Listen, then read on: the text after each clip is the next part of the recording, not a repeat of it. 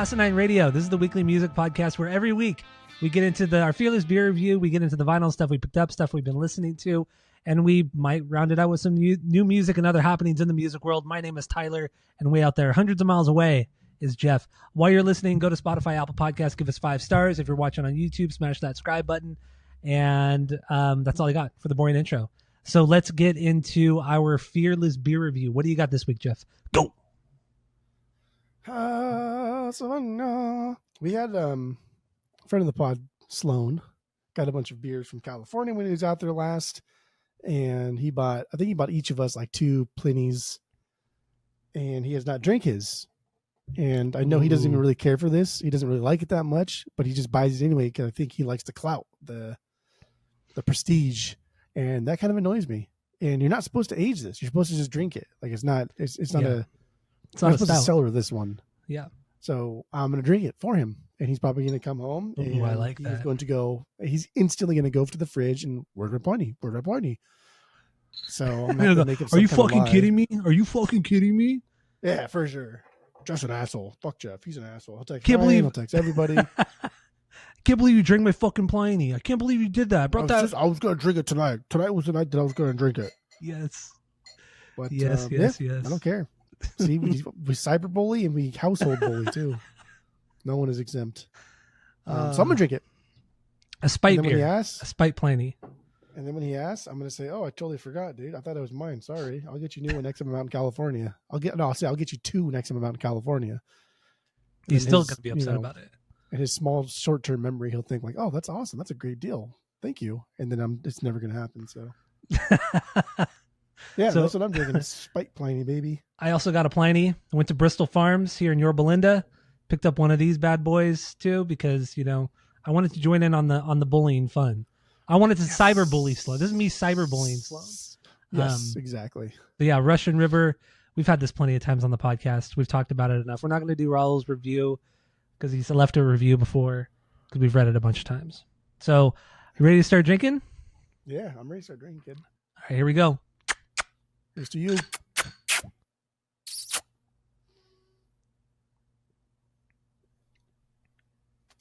Oh boy. Ooh, baby. That is a good one. It's good. I don't know if I'm gonna get that excited for it, but it's good. Woo! It's good. It's good. It's good. There we go. It's good. I also I've gotten away from but people have been drinking since like college. They like to do that thing where they go cheers and they tap. Yeah, They tap and they drink. I know a friend of the pod, David, still does that. Some other friends of the pod that were just out here, Kelly and her mom, they do that. And I don't ever do that. I just make kissing noises and people think it's so. We've never done that. Fun. Our group of friends have never done that. Yeah. It's never been really a thing. Did. No. We never tapped it like that. We would just, I think it's just because we always did something stupid. Like kisses. While we drank. Yeah. I think we've been doing kisses are way fun for like way 15 years. Yeah, for a long time.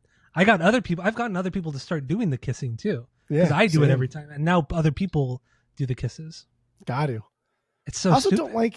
I also don't like, I'm not a big fan of toast. When people say toast and some people actually say a toast, they will say something like quippy or funny. And like, I know a friend of the pod, Ronnie, does it. She always goes like, she has something that she says like, oh wow, like people do that. It's like all our friends can wish us well and all the rest can go to hell or something like that.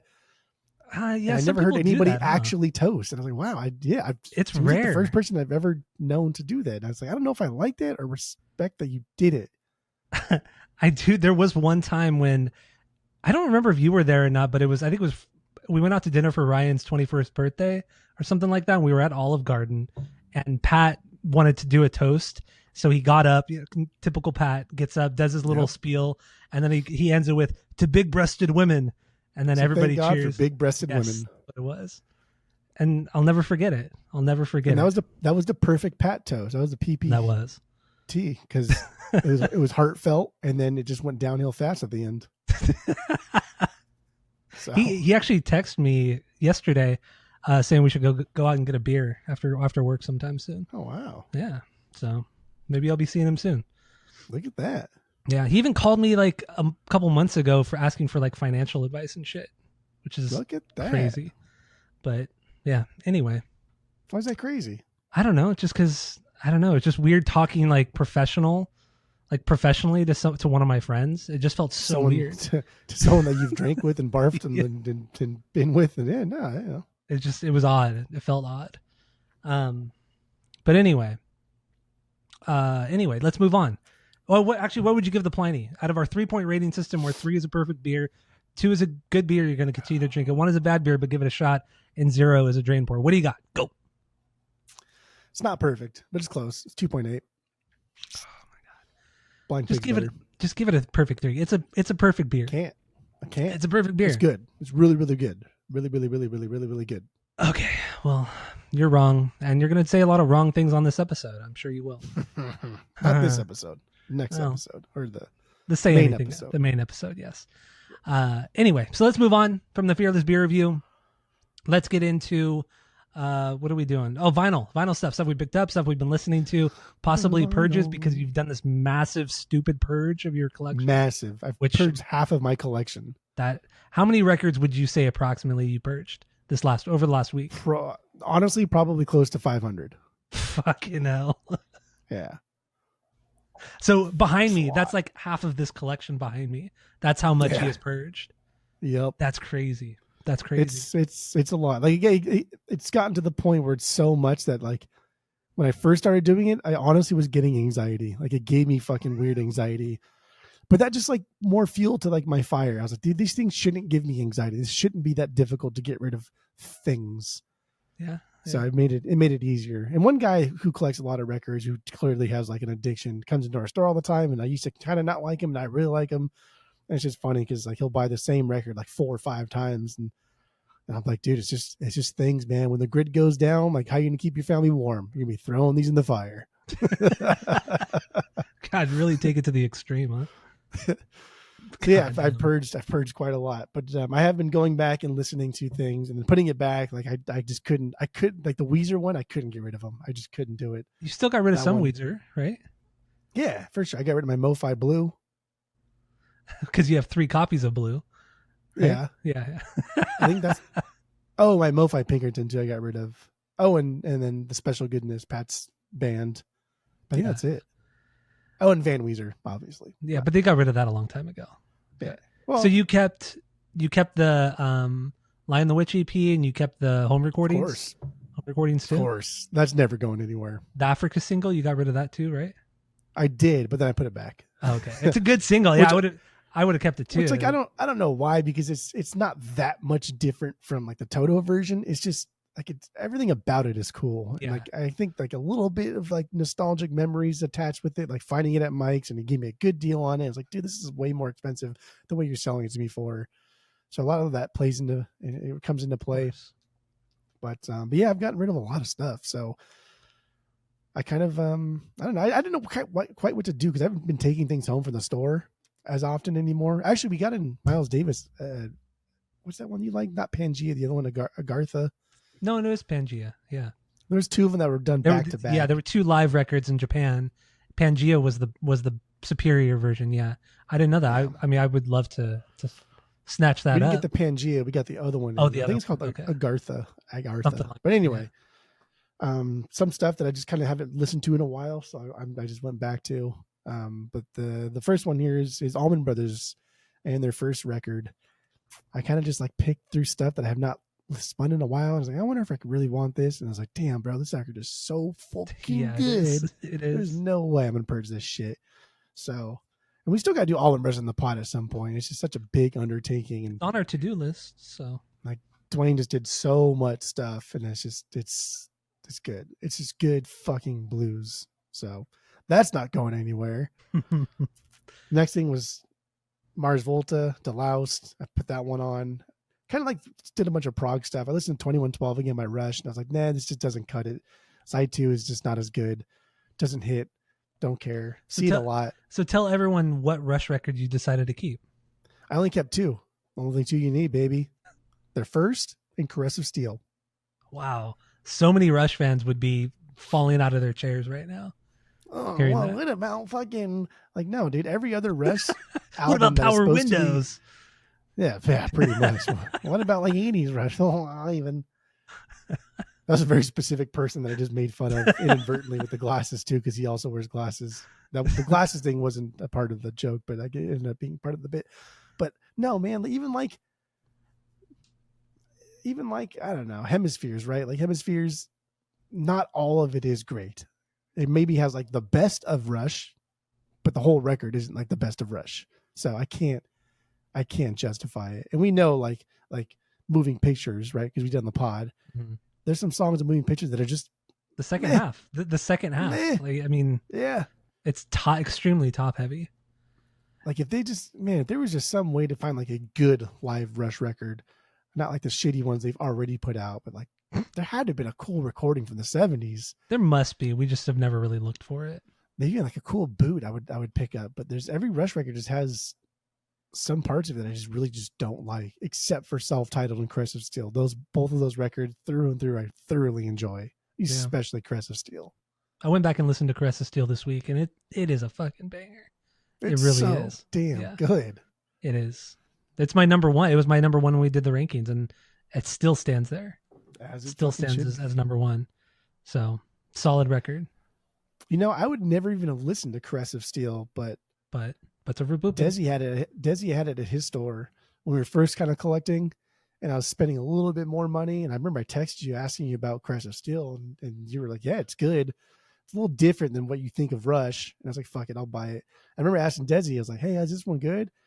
He's like, "I mean, like it's not really Rush sounding. It's a little bit different, but maybe you'll like it." And ever since then, I was like, "Fuck yeah, this is really good." It is really good. Exactly what I want from Rush, dude. I want them to be a little heavier, a little edgier, not as annoying. I want Giddy to shut his fucking mouth and not sing so much. Oh, it's great. Great stuff. Anyway, yeah, I put on Mars Volta, Delouse. Killer you're definitely not purging this one. Nah. So this is the only Mars Volta you have left, right? No.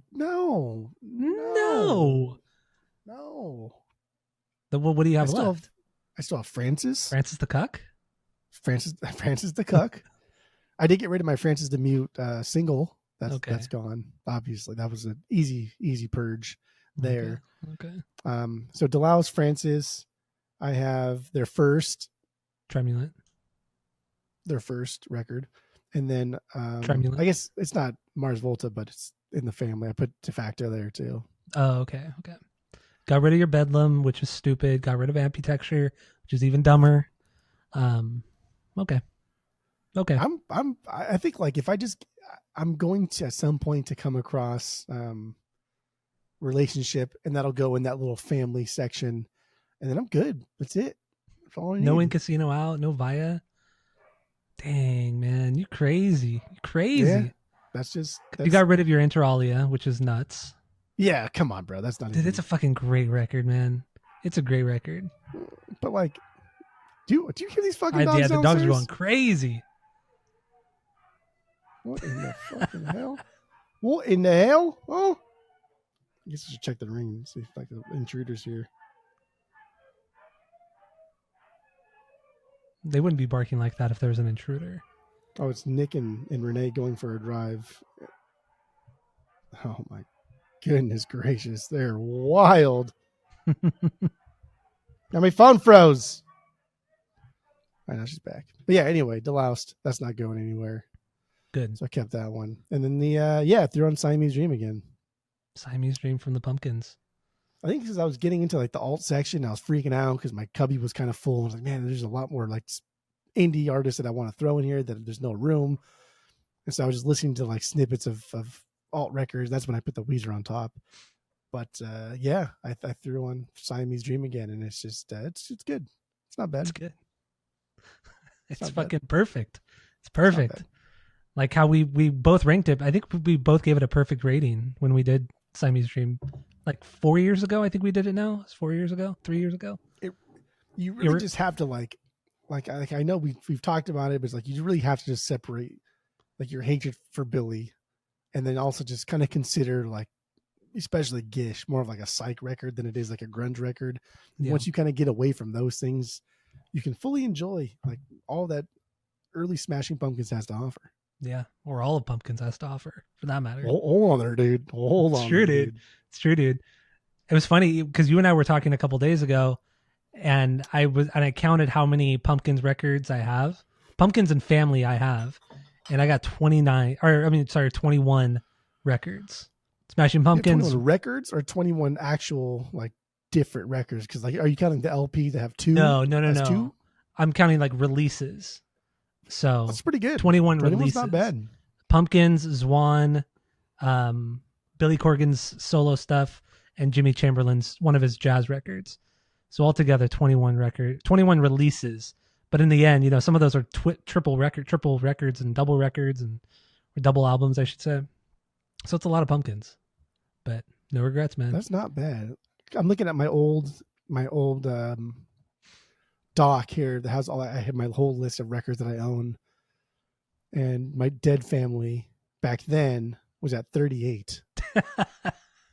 But that doesn't include For the Purge. Because I got like 4 bootlegs, so I think I probably maxed out my Dead Family at like 40 records, 40 unique individual releases. Wow, damn! But I purged like half. I purged over half of them. And you still have more than I do Pumpkins releases. I think now I probably only have about 15 Dead Family stuffs. That's crazy. That is crazy. That one hurt a lot too. I think the Dead Family too. I did put a lot of work into this one too. Yeah. Did you get rid of that? Did you get rid of that Almond bootleg? No. No, you kept that one. That's the only one I would get. I kept that bootleg. I kept the bootleg they did with the Beach Boys, even though it sounds like shit. And like 2 of the songs, they literally cut off halfway through the songs. I think like on Help Me Rhonda, like they literally cut the song off like right in fucking the middle of it. And the quality is garbage, but it's fucking cool, man. It's something. Pretty cool. It is something. So yeah, that's all I listened to a lot of records yesterday, but those are the big ones of note, I guess. These are the standouts, yeah. So yeah, if you want to listen to some of the songs that we've been talking about off these records, there's a playlist in the description of the episode, so go check it out if you want. It's on Spotify. Or search us, Asinine Radio on Spotify, the playlist. There you go. So that's what you got. I brought 3 new records I listened to this week, not including the repeats, but we'll start with I actually got them right here with me. I brought them out for this episode.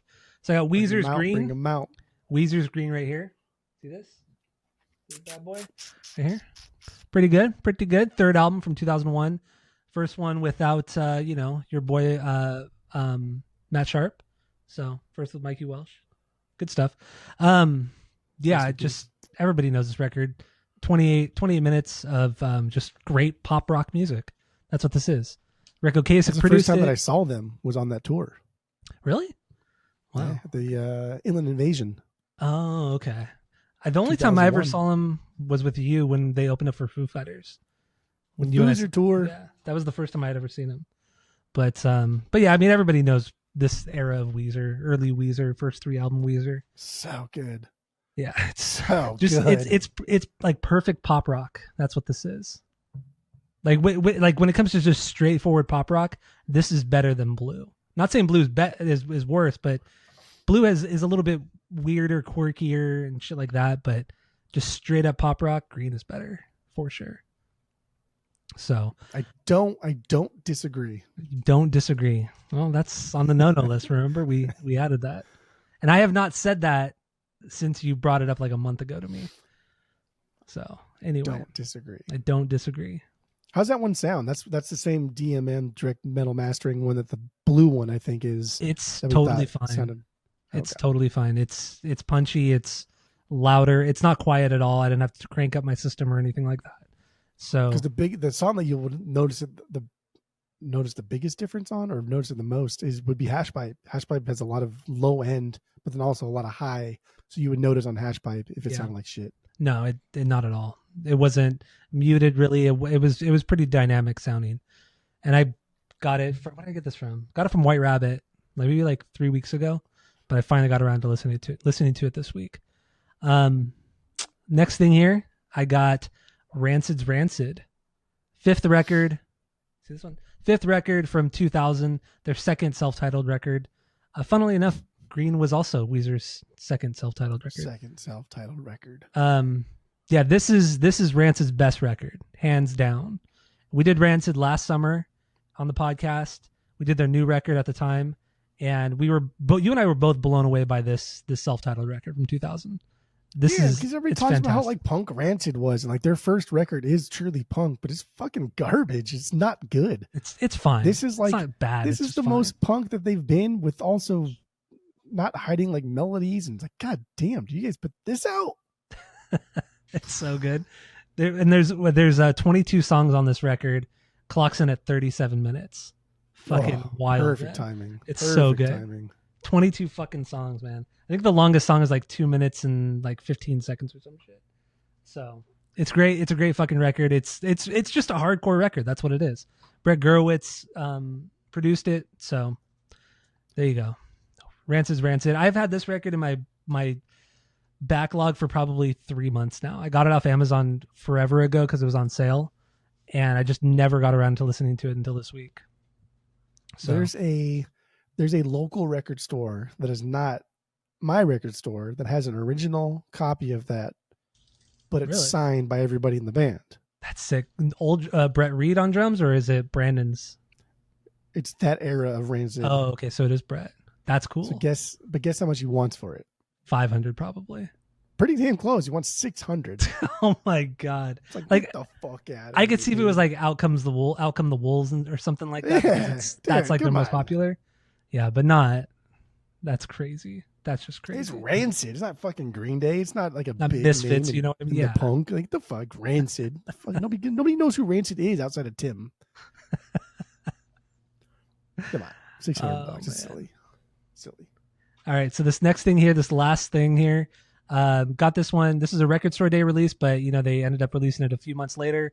Non-RSD. Got this on Amazon. I don't care. Horse the Band, right here. A Natural Death. Horse the Band. We've talked about them quite a bit on the podcast. Local Orange County hardcore band, Nintendo Core, some might call it. Crazy fucking band. Yeah, like I said, third record, 2007. I think this is a great record. I know Jeff would never get it. He's good with the Mechanical Hand, the second album, which is also fucking. You got rid of that? No way. No, I didn't. Okay. I thought about it when I was percolating on the Purge thing. I thought about it. The last time you were out here, we played it. It was so much damn, fun. dude, just like it, like this nostalgia hits so hard with that one too. It's like fuck. Yeah. I remember like that first time we saw him at Bamboozle, man. That was just unreal performance. Yeah, so, that was no, so I much didn't fun. get rid of it. Good. Yeah, good. But yeah, so this is a pretty cool variant, green, kind of translucent thing going on here. I don't know if you could see it, but pretty cool. I enjoy it. Notes about stuff. You have notes about stuff? Well, I got to write notes I can tell you about after. I guess I just tell you now that you remember it. It's nothing to do with what we're talking about. Okay. What do you? Completely off topic. Okay. Well, that's all I got for the vinyl. So yeah, let's get into whatever you got. We'll wrap it up It's and then go home. It's the butler from Wedding Crashers when Bradley Cooper opens his little. I don't know. Is it just like his room on the island, like that little closet thing where? Yeah, I think he's like, we're "That's- watching the TV. Yeah. Yeah. But Bradley Cooper's just like, is that what you get paid to do? And he says, that's exactly what I get paid to do. But I was just thinking in my mind, I was like, dude, I think he just peed. Like that's exactly what I get paid to do. Like he it's does so, say it his like that, accent yeah. is so over the top. Exactly what I get paid to do. I know I thought of that, but I thought that was funny. And that guy, the guy who plays the butler in that movie, he's in Home Alone 2. He's the cop toward the end of the movie that Kevin's mom, when she actually makes it to New York, back from Paris, and she's running through Times Square, and she comes up to the cop car, and then he's the cop, the passenger cop, and she's talking to him. Have you seen this boy? And she shows a picture of Kevin, and he has a completely normal American accent, not Jamaican at all. Is he American or is he like whatever the fuck he was in Wedding Crashers? I don't know. I have no idea. But yeah, I noticed that like a couple years ago when I was watching Home Alone and Home Alone 2. Yeah, he's the cop at the end. Very, very small role, only a few lines, but whatever. Whatever. You're on it. So I don't know. No, that's all we have for the vinyl. And nothing really new, music news wise or new songs that we thought were worth talking about. So yeah, I guess we'll just look. Him and I will talk about this off camera, I suppose. But yeah, thank you all for listening. Go to Spotify, Apple Podcasts, give us 5 stars. If you're watching on YouTube, smash that subscribe button. If you're in Arizona, check out Desert Grooves Records. Huge shout out. Great record store out in fucking what city are you in? Not Gilbert. Chandler, Arizona. Go check them out. Desert Grooves Records. Huge shout out. So that's it. That's all.